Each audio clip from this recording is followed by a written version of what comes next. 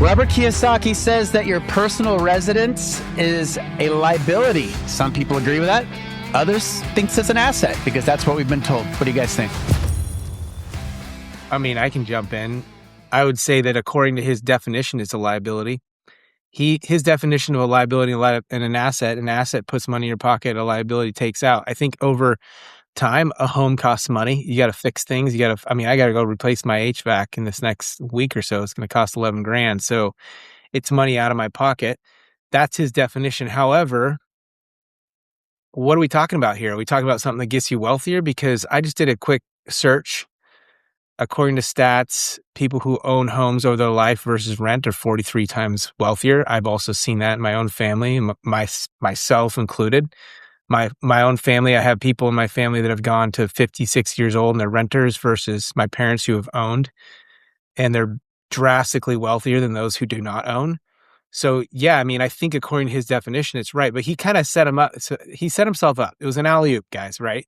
The definition of an asset is it puts money in your pocket, liabilities it takes out. Therefore, a single family house is a liability. So yeah, according to that, but like if we're just talking about wealth, massive difference. Yeah, there is a massive difference. First of all, I love Robert Kiyosaki's definition of what an asset is and what a liability is because, well, he kept it really fucking simple, and I'm really fucking simple. So, when I'm 19 years old and I hear assets put money in your pockets, liabilities take money out. It's a very easy, simple concept. And Mitch, I've seen the same stats that homeowners tend to be wealthier than non-homeowners. But here's the problem with that stat.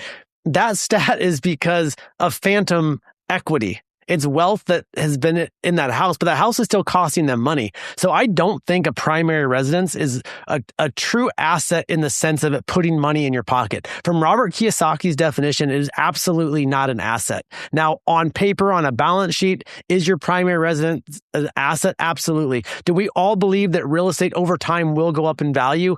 Absolutely.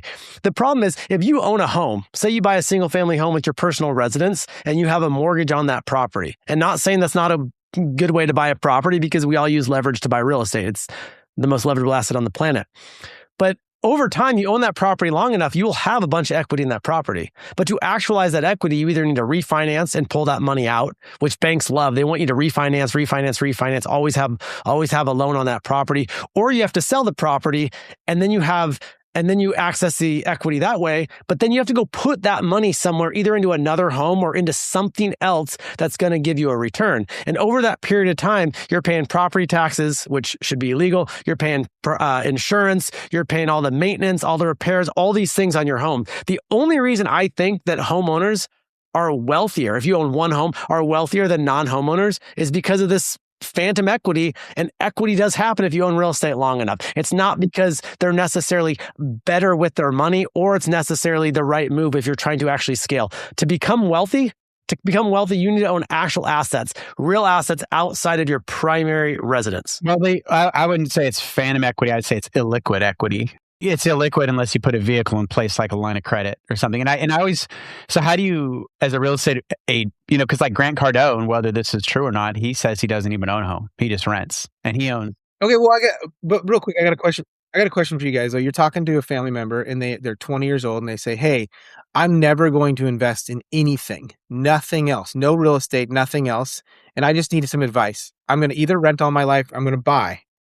And I'm going to own. What would you tell them? Own something. If you're going to rent your primary residence, put money aside, raise capital. Is it better to rent or is it better to buy? Because you have a lot of people in our country who do not invest in anything else. They don't understand investing. They don't understand real estate. They don't understand when I look at that, I don't know how you tell somebody to just go rent. I don't know. Well, rent's fine, but own the building you're renting from. I wouldn't say go invest in a primary residence because your primary residence is not an investment. Yes, you have some kind of ownership, right? You have ownership of this thing.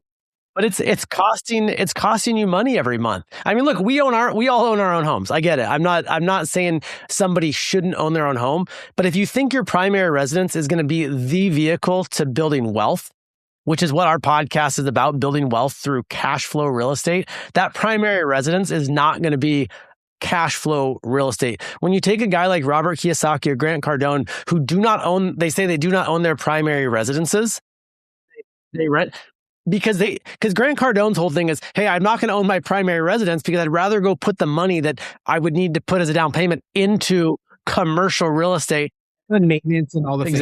Exactly.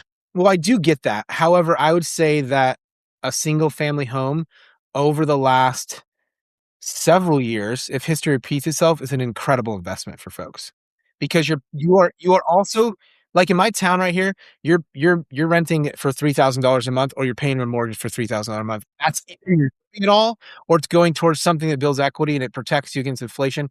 I'm not saying it's an asset as in it puts money in your pocket each month. I get that. There's no cash flow. That sucks. But as far as like wealth growth, if it repeats itself, it's one of the best investments. Or maybe it hedges you from poverty. Maybe that's it. You're not going to build true wealth just by buying a house and sitting in it forever. It's going to keep you middle class, keep you. But if you're going to burn the money anyway, because you're going to live somewhere, I do think that putting it towards something is. You're going to pay rent anyway. I'm not saying not to. I think people should own a primary home. And if you're a younger or newer investor, go buy. We say this all the time. Go buy 2, 3, 4 units. Go get an FHA loan. Go do some creative financing on a multi-unit property. Live in one unit, rent out the others. Because if you want to build true wealth, it can't be just from this one single family home that you live in. And then you also have to be financially educated, because you see people, they buy these homes and they've lived in them a long time and there's a bunch of equity and they will never sell it. They're sitting on $1 million of equity, but they are not selling that property, because if they sell that property, they have a money problem. Now people say it's a good problem to have. You have $1 million of equity, you sell a property and that's your only quote unquote asset. What do you do with that $1 million? You have all these people sitting on tons of equity that go, I won't sell this because I can't buy anything else with the equity that's as affordable than the home that I bought 20 years ago or 25 years ago. So instead of buying a home, you need to buy multiple properties, preferably commercial properties. And if you're a newer or younger investor just getting into real estate, go buy a 4-unit property, go buy a 10-unit apartment, go buy something that can decrease your living expenses, but also produce income, whether you live there or not live there, because that's a true asset. If you like what you're hearing on this podcast and want to come and hang out with us, as well as other members who are scaling in cash flow real estate, you've got to check out our Elite Mastermind. Inside, we've got investors who own hundreds of millions of dollars in real estate and are doing amazing things. We'd love for you to come join us. Click the link below. I was going to say, now it becomes a true asset because you're going to have to pay to live somewhere. So if you buy a 10-unit apartment building, which I wish I would have done this and rented from myself, and the other 9 renters are putting money in your pocket every month, or at least covering all of your living expenses plus some. Here's a question for you. Why has the government always told us? Why are we been taught in school? Why are we told that owning a home is the American dream? I think it has to do with banking. I think it has to do with mainly banking. Banking. I think it's banking. Yeah, because I think the government is I won't get into that, but I think they're influenced by big industry, right? And banking controls the world, controls the country, and I think that banks need to lend out money. I mean, the homes are such an amazing vessel for lenders to lend out depositor funds. Our banking system relies on that. It relies on that tranche of assets. And in my opinion, that's probably the main. I don't even think it's an opinion. You should dig into it. I think it's the truth. I mean, the 30-year fixed mortgage, it's the banks, they wanted more of the people's money. They needed more deposits. They needed more money coming into the bank and being able to, so they could lend more money out. And so, I mean, what a greater way than to convince people that, hey, go put your money in here for 30 years, give us your money for 30 years. And then on top of that, when interest rates drop or whatever, I'm not saying it's not a great tool, because banks are a great tool, refinance is a great tool, mortgage is a great tool. But you see people, they keep leveraging. So that 30-year fixed mortgage restarts every few years. Every time someone refinances the property, they have another 30-year fixed. It may be good for them, but a lot of people spend their money on stupid shit if they do a cash out refi, but the bank's you're still owing the bank 30 years every time you restart that loan. Well, case in point, those amortization schedules, you're always front loaded with interest. So that's a good point. They say, I was also trying to understand why the 30-year mortgage is, benchmarked off the 10-year treasury. And it's because people usually refinance, I think, statistically at year 7. And so they're getting all of that interest in the first 7 years. But as a counter argument, okay, let's say I'm a bank. I know how this works. If I don't convince people to buy a home, then I'm going to convince them to rent. If I'm convincing them to rent, then there's somebody else that owns that building that has renters that also needs debt, right? We have apartment buildings. We have mobile home parks. We have to take bank. But they don't want just debt. They want new debt. Well, and more but it's debt a and more new. commercial loan resets every 5 to 7 years. So same thing. However, here's why I think this is the case is because a primary resident is the best collateral for a bank. It de-risks the loan by orders of magnitude over a commercial loan. Here's why, because people are living there. They're emotionally tied to that. If they can't pay for groceries, if there's other living expenses they can't pay, put gas in their car, they're always going to make sure they make that mortgage payment because that's where they live. That's where their kids live. And so that's the best collateral, I think. But, what the hell do I know? I think that in my life, here's the thing. I think that if you buy a home and you're also an investor, you can take advantage of that home. I've house hacked my own home. I've had the bottom rented out or the top when I first bought it. I've used the line of equity to actually get me into several properties by taking out money and paying it back responsibly, by deploying that capital at a much greater rate of return than it cost me to access.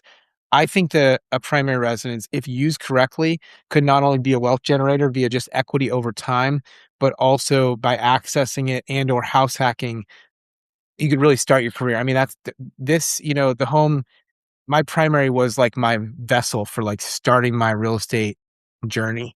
And it's helped me in so many ways. It helped me leave my job. It helped me buy, I think, 3 or 4 properties. And by the way, initially I just had an $80,000 line of equity. It wasn't massive. I felt like it was massive at the time, but like it wasn't massive, but it was just enough liquidity to like get me and like give me some opportunity. And so yeah, I think the primary, it's kind of up to you on how you use it. Which I think you went into that though with the right mindset, because you, Travis, and myself, we all house hacked our first home. So we all went into it with the idea that we're going to be investors and that's not going to be our only piece of real estate. I don't think any of us believed that our primary residence was going to be the thing that got us wealthy, that we knew that was the first move, not the only move. We all house hacked our first property because that was the first move. That was financially, it made financial sense for us to do that. So I think the biggest differentiator is you go into it with the right mindset of like, what is this property going to do for me outside of it just being my primary residence, and understanding that one primary residence is not going to be the one tool that gets you wealthy. It may be the first step in building wealth through real estate, but it's only the first step. It's a means to an end. Well, here's a question for somebody that's listening that maybe has owned their home for 10 years and they got a shitload of equity in it, but they want to scale a real estate portfolio. Do you recommend that they take out a line of credit and use that to go buy real estate?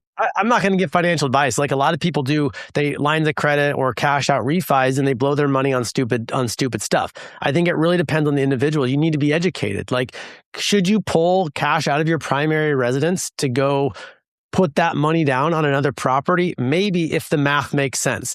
Other people feel a lot more comfortable not collateralizing their primary residence for an investment property. But I think it's a very individual choice. It comes down to investment philosophy. It comes down to your risk level, how much you believe, and how knowledgeable you are. If you go take $200,000 out of your primary residence and you have no idea what you're going to do with it, or you go, buy some stock that you know nothing about, or you buy an investment property, but you don't really know anything about investing in real estate, that could be very dangerous. But if you're educated, you're around the right people, and you know what you're doing, and you want to leverage your primary residence to go pursue your real estate investing goals, it could be a very, very smart move. But still, you need to be educated, you need to know what you're doing, and you need to be around people that have done it, so you're not just throwing your money away.